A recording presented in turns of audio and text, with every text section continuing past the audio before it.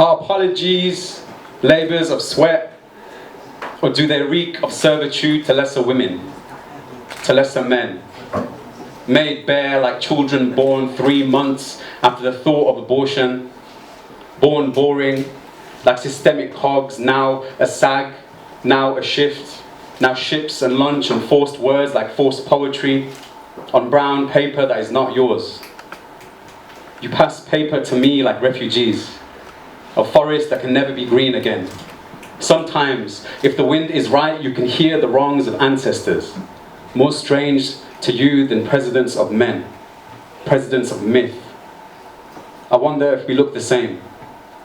If you knew your sins would live to languish like a horse inside a burnt down barn, I picture soot and soil, and wondering if my father will send you money despite your tone.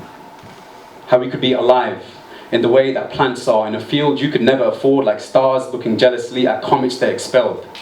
Fired up, you were ripping things up by changing your accent and hoping you could sit at their table, but why sit if they won't pass the salt? Why unfurrow your frown if they can never see you less than foreign? Why look for shade in a forest fire that spits sarcasm? Windows to every landscape are in your eyes.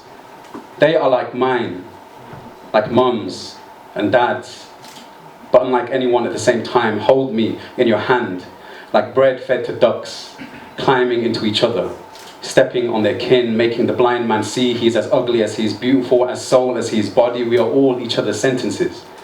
Feel fingerprints like Braille. They tell you it's not always best to see what tattoos your fingerprints, but only by the primal hairs do I see how different our childhoods felt. Like too many books for these arms, too heavy like plump nephews reminding you you are no one's father yet. You could be kicking chairs without metronome. Unbeknownst to everyone in this room once cried themselves to sleep. No, you definitely can't translate. You can't speak your mother's words, her tongue. You abandoned us. Thank you.